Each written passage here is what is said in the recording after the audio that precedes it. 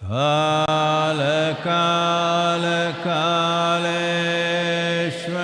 Kaleshwaraya Shiva Shiva Sarveshwaraya Shambho Shambho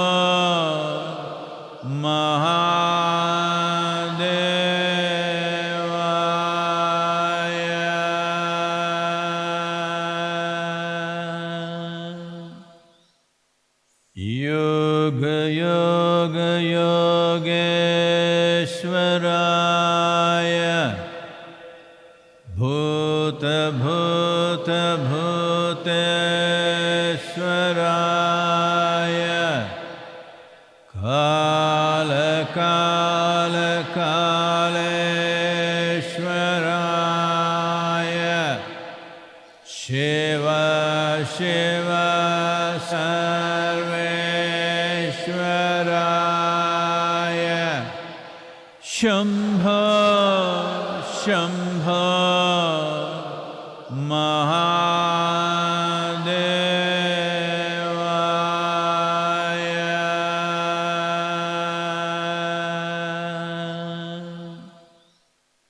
Yoga Yoga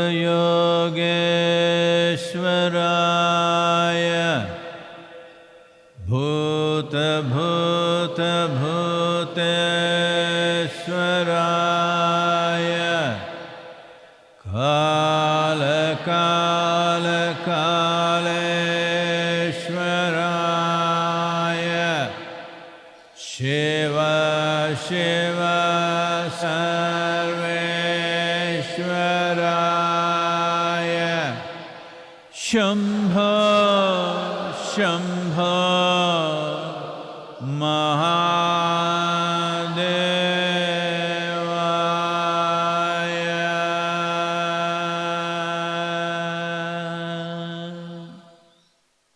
Yoga Yoga Yogeshwaraya Bhuta Bhuta Bhuteshwaraya Kala Kala Kaleshwaraya Shiva Shiva Sarveshwaraya Shambho Shambho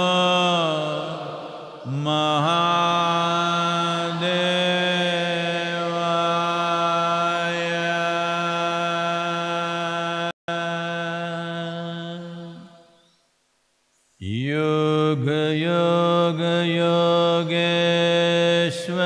Yogeshwaraya Bhuta Bhuta Bhuteshwaraya Kala Kala Kaleshwaraya Shiva Shiva Sarveshwaraya Shambho Shambho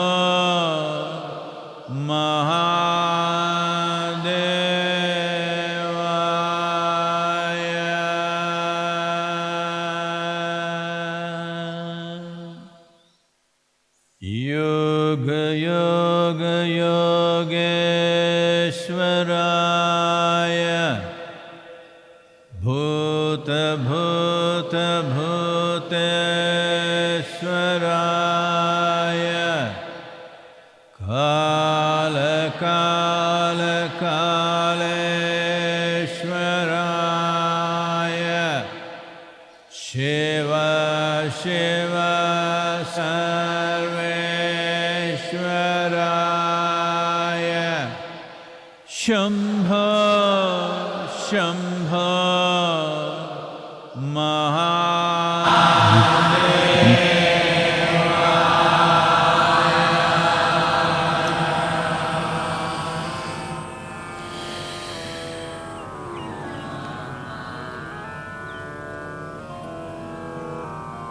झीनी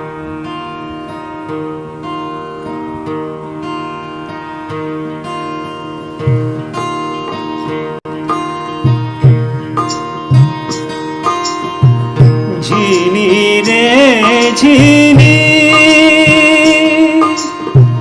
झीनी रे झीनी, के राम नाम रस भीनी चदरिया। झीनी रे झीनी, के राम नाम रस भीनी चदरिया। झीनी रे झीनी।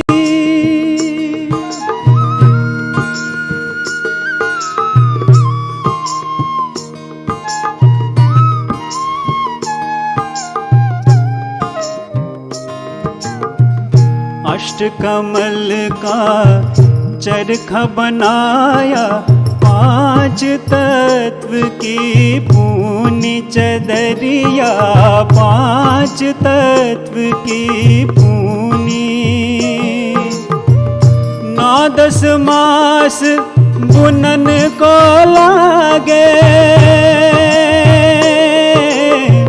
9-10 मास बुनन को लागे।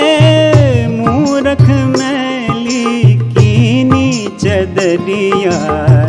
झीनी रे झीनी।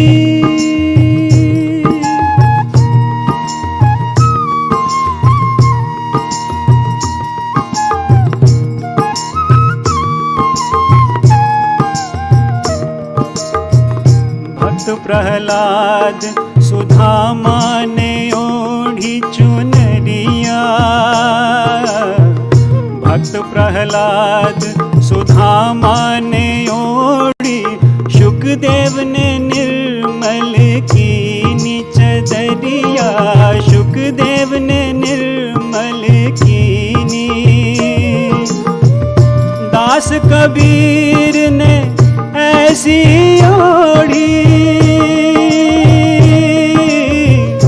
दास कबीर ने ऐसी ओढ़ी, ज्यों की त्यों धर दीनी चदरिया। झीनी रे झीनी, के राम नाम रस भीनी चदरिया। झीनी रे जी, झीनी रे जी, झीनी रे झीनी।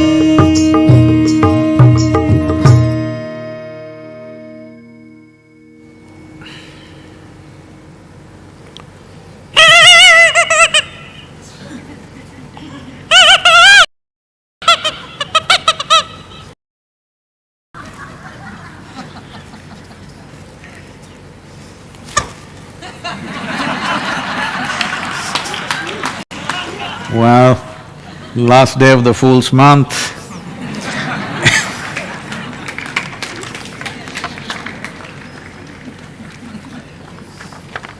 Well, we thought we were very smart, but this invisible virus is making us all look like bloody idiots, huh? So a little poem for you. The Fool. A fool is a fool, being too full and unable to receive or perceive, and hence a fool. A fool is a fool, being too full and unable to receive or perceive, and hence a fool. To be a fool is not cool, but everybody is somebody's fool.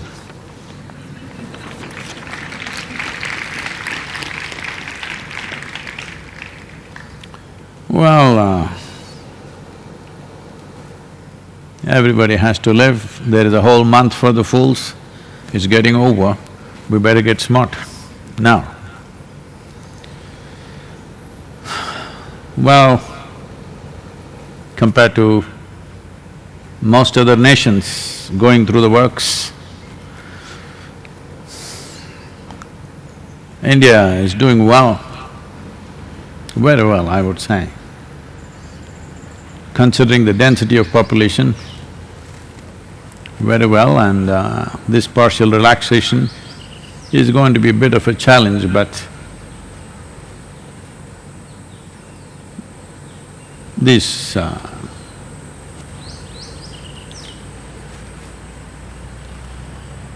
Indian people will feel homesick if there is no certain amount of chaos.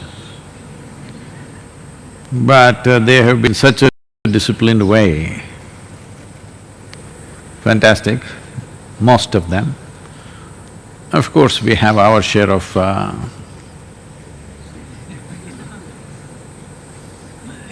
but largely very good.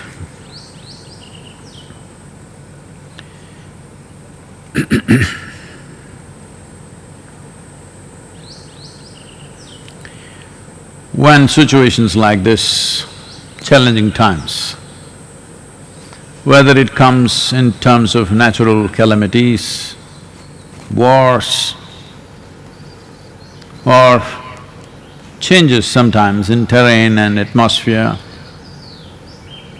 or like this, pandemics, when they come, that is when most human beings feel inadequate to handle simple aspects of life. This inadequacy can become not just the pain of that period, can become a lifelong pain. I see many people who've been through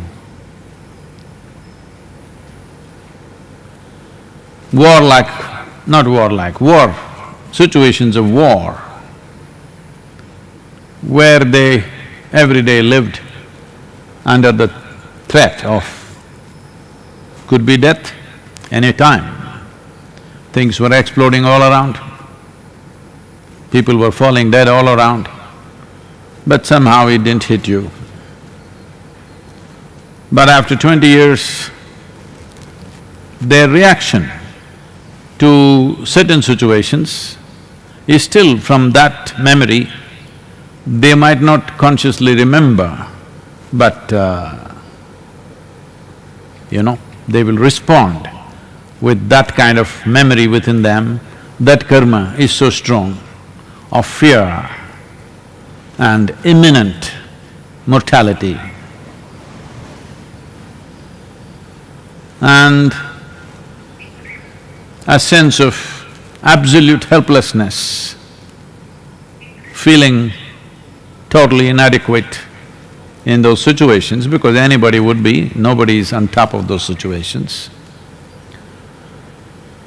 But the problem is it lives. Very few human beings can keep it aside. Most of them carry it for a lifetime. It need not even be as big as war. Somebody was mugged, somebody was attacked, or they went through a horrific accident but they survived. When any kind of challenging situations come in their life, they tend to respond from that experience. I'm joking, but we have lots of Lebanese friends here. In case they act little crazy, you must be nice to them because they've been through a bad war. Is that a Lebanese person laughing? Oh yeah, then it's good. Then it's good, you can laugh, others cannot laugh at it. Because war is not… See, India has seen a few wars.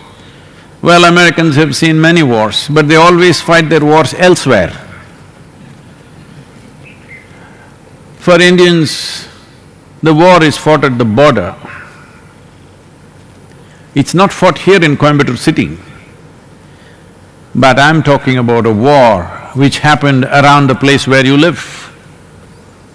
I think among our people who are here, it is largely the Lebanese who have gone through that experience. That war happened in their towns. You're sitting here in your home, the next building collapsed right in front of you with a big explosion. This is something they have witnessed, and that experience is deep-rooted. So this virus situation, for those who are substantially exposed to this or continuously taking in news and information, you kind of live it in your mind, whichever way it happens. This should not leave a long-term damage, rather it should strengthen you. Because it is also true, many people who have been in battles and imminent death all the time hanging, in terms of situations that human beings can go through, a battle is the most extreme situation. Being in that situation, many people will come out fearful and damaged for life, but many others come out very strong, stable and balanced, wise, like sages. People who have been through wars come out like that also. So it's important, when challenging times comes, how we are. What is it that makes one person ride through difficult times effortlessly? What is it that the same situation crushes another person? I'm not talking about the physical damage. Well, if the virus hit me or you and something else happened, that's a different matter. But what happens mentally, psychologically, emotionally? One dimension of this is, I'm only addressing one dimension, because there are people, but what about this, what about that? We're not going to that today, because it's the last day of the Fool's Day, Fool's Month. We will handle only one dimension, because this is all the problem with life is essentially, people don't learn to handle one aspect of their life either properly, but they know everything little bit. They read scriptures, they read newspapers, and of course social media. They know something about everything, but they don't know how to handle one simple aspect of themselves. If they knew how to handle their body, they would manage this one way.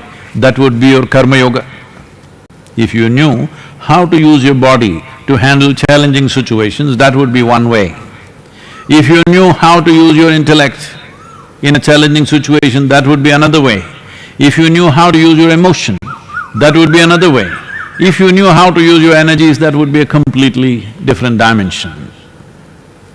They don't learn any one way, they know little about everything. Today, especially the challenging times,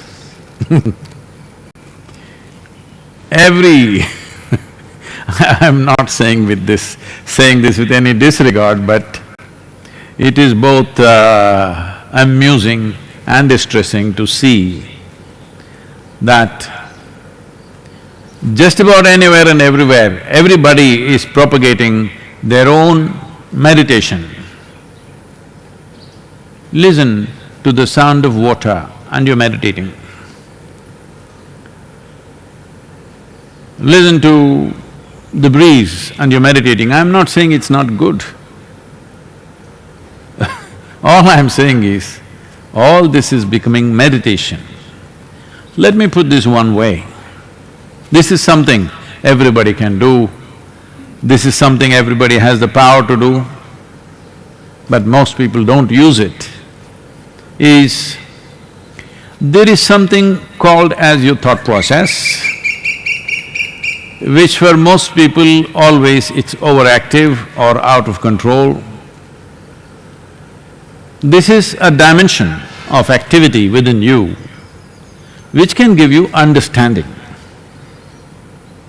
Understanding is not an ultimate force, because understanding happens out of limited amount of data we have.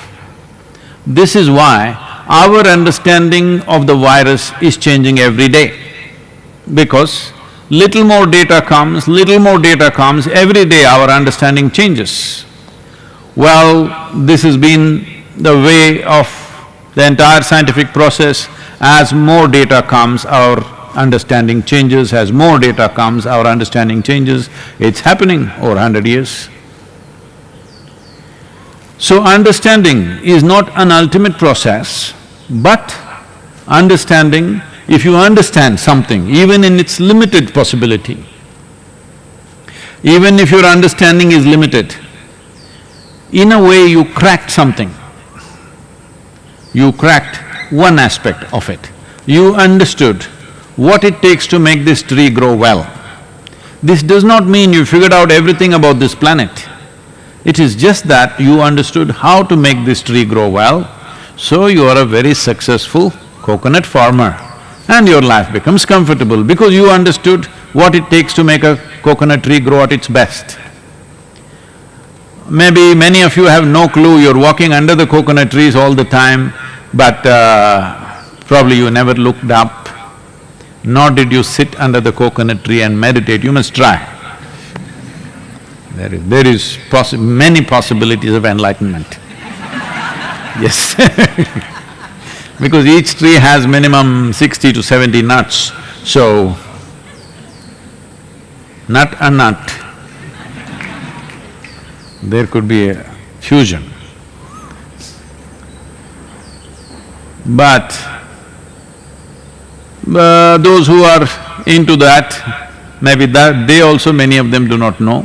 For example, everybody thinks Kerala means coconut because they've seen the tourist brochures, coconut trees. But yes, trees are there, they grow in the sand, on the beaches, and people have made plantations of that also, but on an average, today these averages might have changed a little bit, I'm talking from another time. On an average, one tree in Kerala gives about 60 to 70 nuts per year. One tree in Tamil Nadu gives anywhere between 80 to 100 nuts. That average in Tamil Nadu, I know, has gone up now.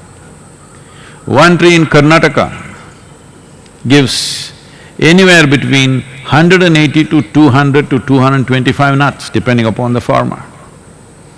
One tree in Bengal gives up to 225 to 250 nuts. They are not different species, it is just a different understanding. So I am saying similarly, if you are if you are a coconut tree, how much yield this will generate depends on a little bit of understanding how this functions. If you don't understand this, if you don't crack that within you, this is what makes it work, then this is a low-yielding tree.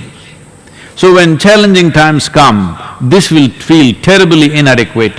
When everything is comfortable, you can strut around like, king of the jungle kind of strut. But when challenging times come, things fall down into places.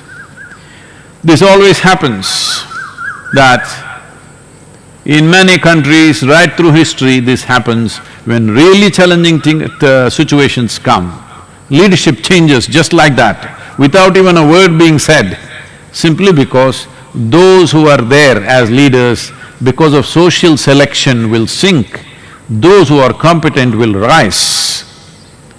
When things are comfortable, people or the society will not allow such a thing happen, because by sheer entitlement, many people become leaders. But when challenging times come, competence is the only thing which will rise people. Those who are there by entitlement will naturally sink.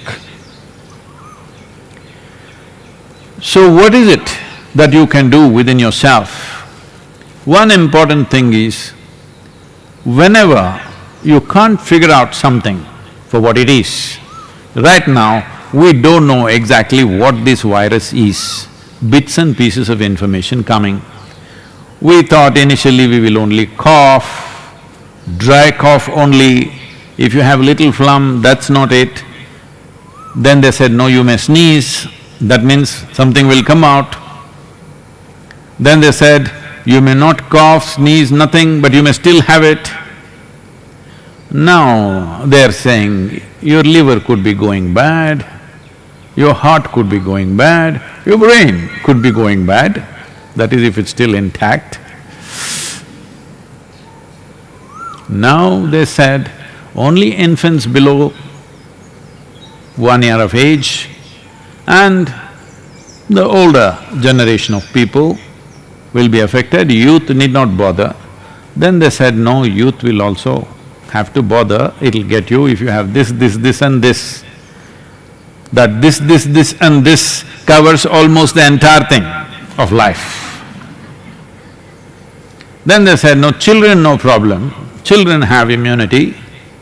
But now they are saying children are developing a completely different kind of symptoms other than what the adults develop. It is still not absolutely confirmed, but many scientists around the world are beginning to say the Kawasaki syndrome, which gives a certain kind of digestive and stomach-related troubles, and it could be serious and there could be inflammation around the heart. This is happening to lots of children and they suspect it is only because of this virus that it's happening. So like this, our understanding goes piece by piece. So essentially, we're in a situation where we don't have the whole picture. So definitely this is a time you can panic or get depressed or get defeated or be terrified or petrified or in some way crumble within yourself. This is a time when you need to spark with maximum energy. You cannot have more understanding because that's all the information that there is. Unless you're a scientist and you're deeply investigating that process, only what comes out in the news channel, social media or a newspaper, that's all the information you have.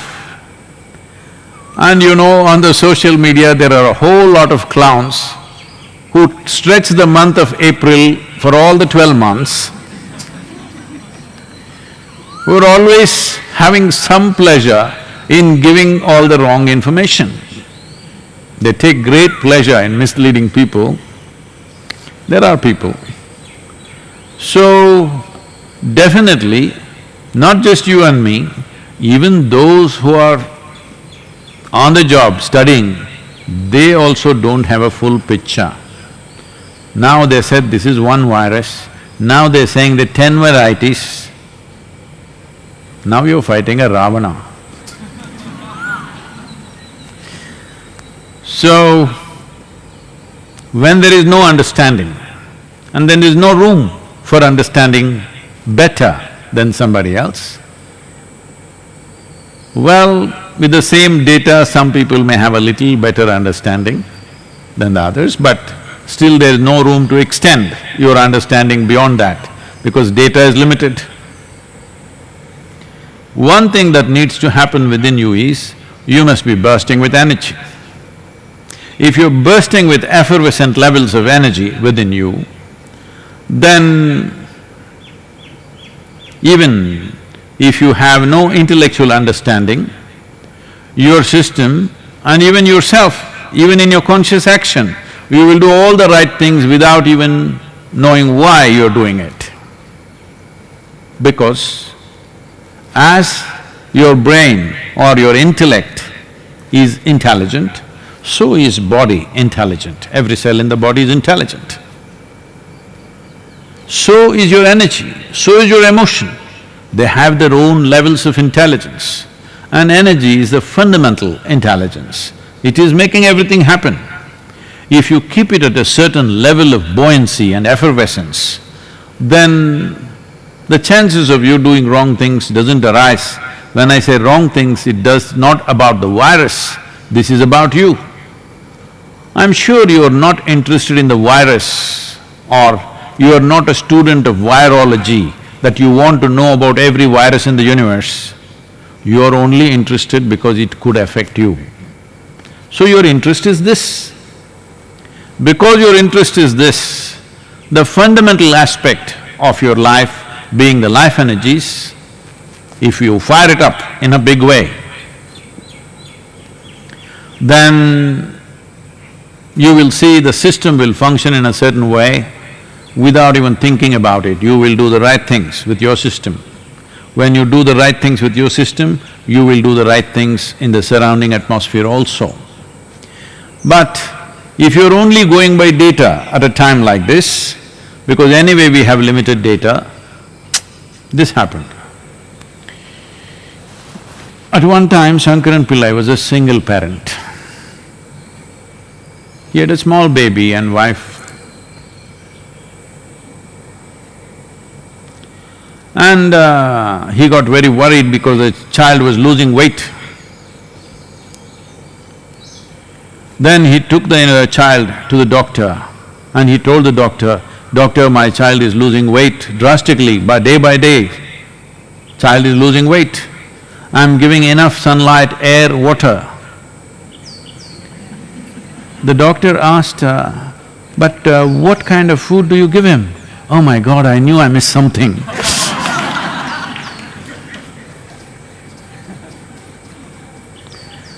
We're missing a lot of things right now because we don't have enough information.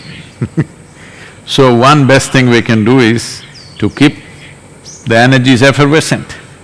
Well, for those of you who invested certain amount of time in your sadhana, this will come easy, but for those of you who have not, really want to become better when there are dire situations in front of you, for you also there is a way.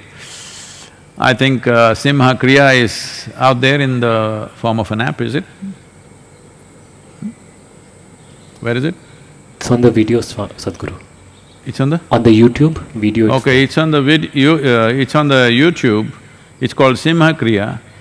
I'm saying those of you who don't have any other practice to do, that is any yogic practice which concerns your energies, at least 3 to 5 times in a day you do this, you will see your life energies will be effervescent. When your intellect cannot function, because your intellect cannot function without necessary information, and right now there is no necessary information. When there's no necessary information, intellect feels helpless. When it feels helpless, it will trigger emotions of depression, helplessness, frantic reactions to things. If you want to stop this, the most important thing is you keep your energies in an effervescent way. One can use… this may be hard to teach you just like this in a few minutes, but right now, this you can do not at this time alone, at some time later, you can use this in your life. See, the sound, right now the sound, my voice is the sound, music is the sound, the birds are making sounds. When an intellectual process which cracks something very small, let's say you understood why the mango is falling down, you know, it was a big discovery, all right? But after many hundreds of years after Isaac Newton saw it, you saw it today and you understood why the mango is falling down. Though it's such a divine fruit, it's not going heavenward, it is falling down. If you understood that, at that time, if you have a key sound that you can use, if the sound and a certain dimension of intellectual process come together, there will be a burst of energy, always. This is why in this culture, we developed this process. If you sit down, you say Shiva, if you stand up, you say Shiva, you see something good, you say Shiva, you something bad, you say Shiva. The idea is, when a certain process happens with you, intellectually and emotionally, if you add the right sound to it, there will be a burst of energy in the system. So a series of bangs like this, you become a very creative process, you know creation happened like that, big bangs. So if you keep on creating bang, bang, bang within you, your ability to create, you being a creative human being, in whatever little things that you do, will become a living reality for you. So, it's best if one is initiated into a powerful sound that you simply utter that sound need not be for public, you don't have to say it loudly, this is not a campaign. This is not some kind of a religious campaign or something that you have to say it to everybody. Like there are some people, if you pick up the phone, they will say, they will say Hari Om, or they will say Om Namah Shivaya, or somebody will say Allahu Akbar, or somebody will say Jai Shri Ram. This is propagation, that's their choice. I'm not talking about you propagating anything, I'm talking about using a powerful sound to fuse with a certain intellectual process or a certain emotional process or even a physical process, something like sitting down, standing up. There's a whole change in the system. You sit down, how the system is functioning, not just physiologically, on the level of chemistry, on the level of energy, how it's functioning, and if you stand up, how it'll function is completely different. So when such a shift is happening, you say one consecrated, powerful word within yourself, there'll be a burst of energy. This series of bursts, if you're creating throughout the day, your ability to create will become big and you don't have to stretch April for the 12 months.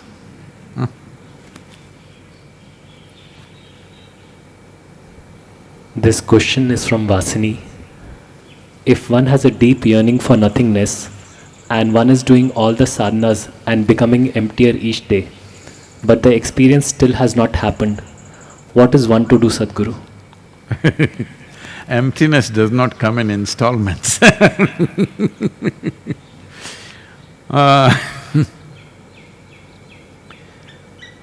Because emptiness means that which is not.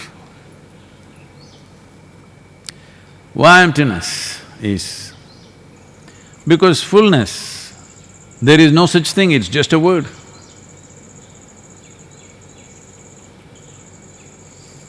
If you really look at it, let us say, I will put $1 billion into your pocket. No, I have no such plans, I am raising funds right now, okay? Suppose, just to titillate you, I will put $1 billion into your pocket.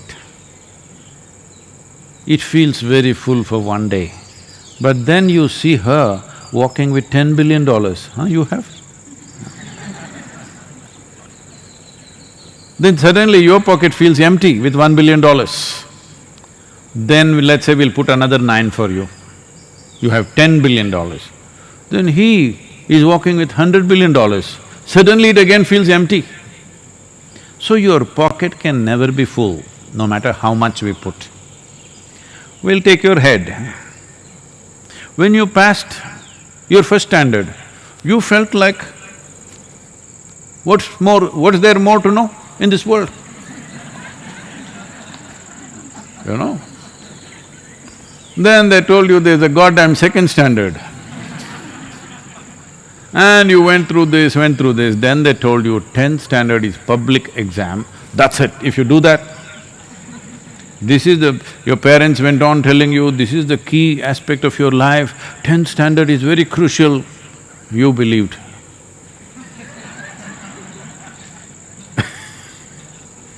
And you finished your 10th standard and you're feeling chest puffed up and you thought you really know it.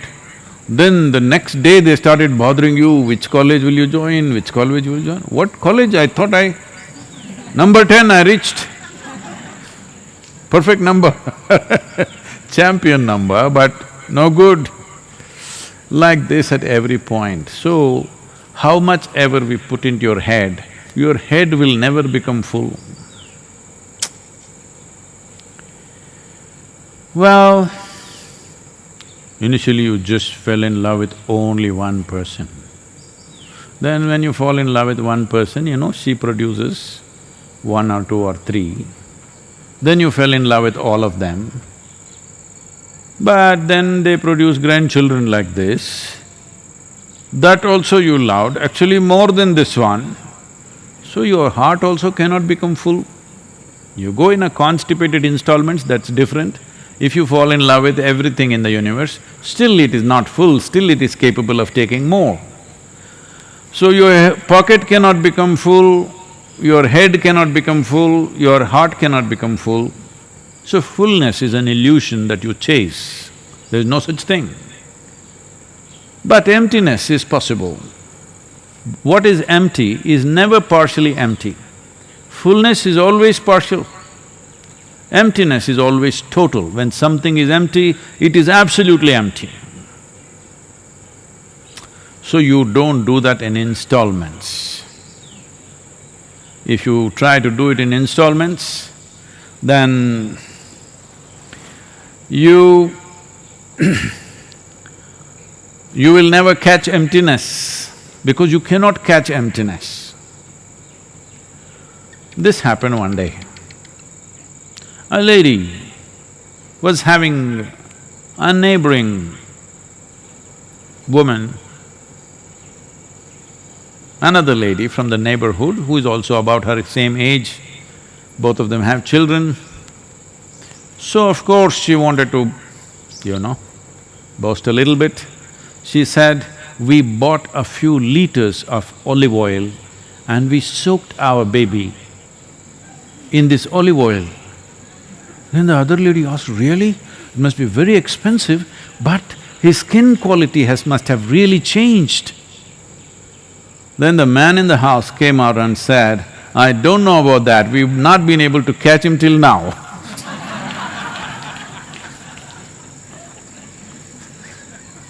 So don't try to catch emptiness. You can't catch emptiness, it's not anywhere. But it's total. So what do?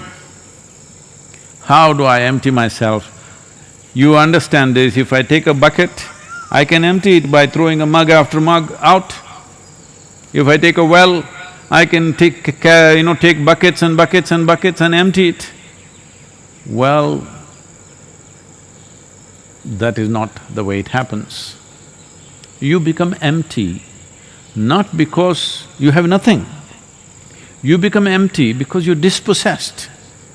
You're not possessed by the things that you carry. Right now you're possessed.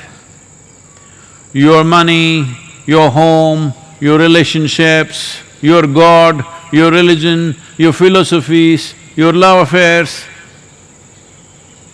anything and everything possesses you. When you're dispossessed, you're empty.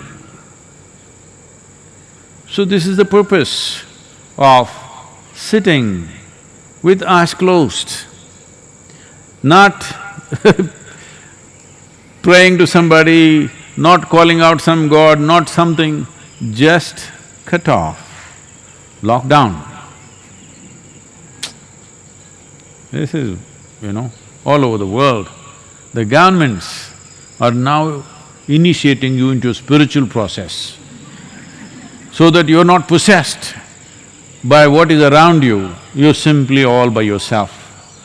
But of course, many of you are behaving as if you're possessed. When you're dispossessed, you're empty. Otherwise, you'll go on and on and on. I'm saying you're looking in the wrong direction.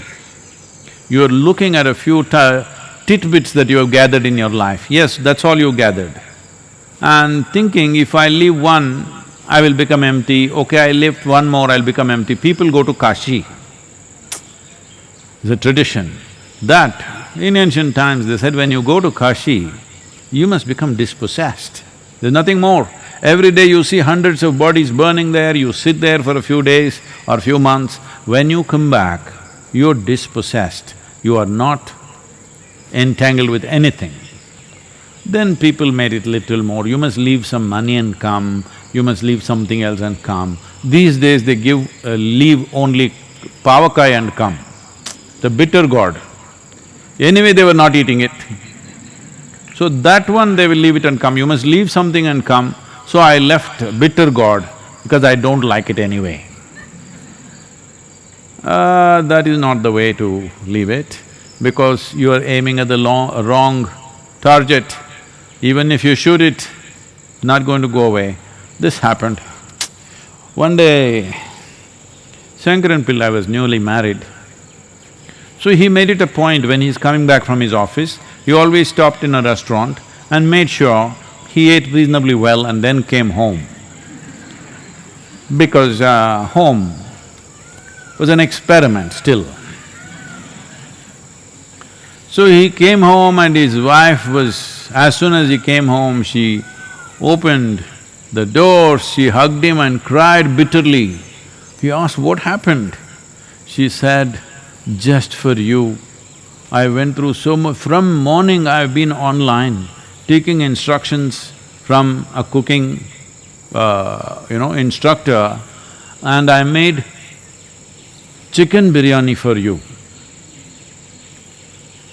I think it turned out well, but the dog, our dog, ate it up. I just went for a shower, by the time I came out, our dog ate it up." Sankaran Pillai says, "It's okay, don't cry, I will buy a new dog."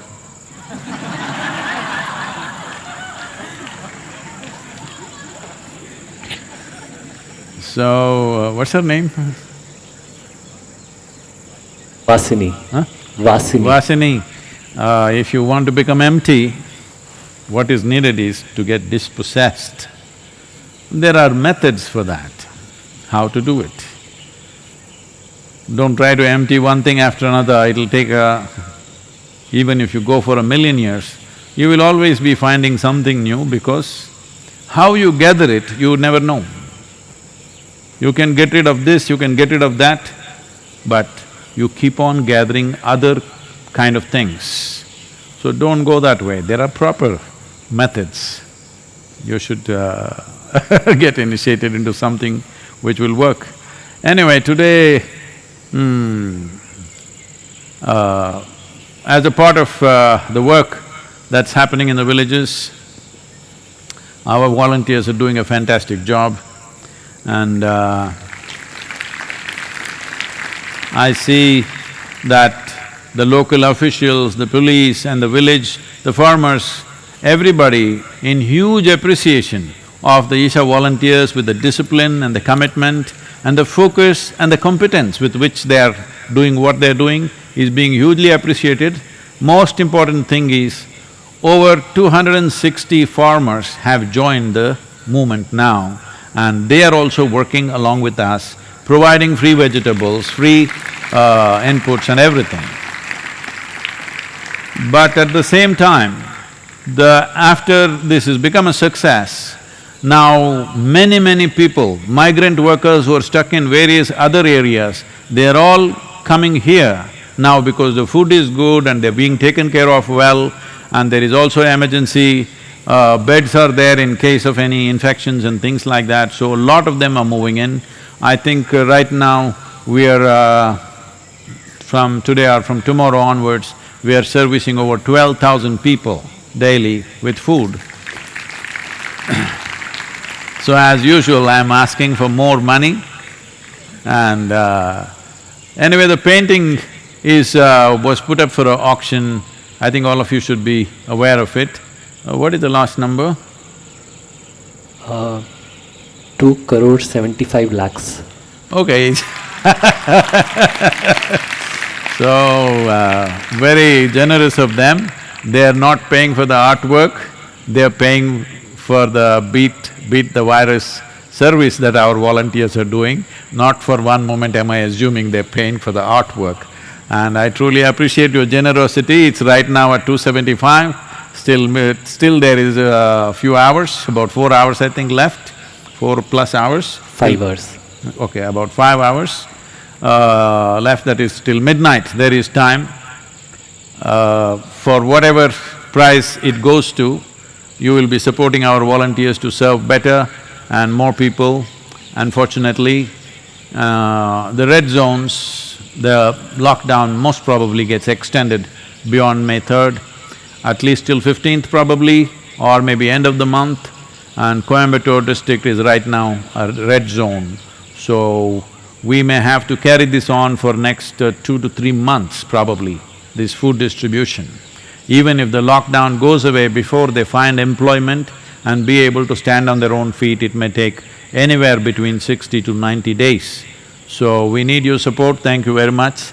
And whoever is bid for 275, I thank you very much, and all the others who brought this to this place, and those of you who will take it much beyond this in the next 5 hours. Thank you very much.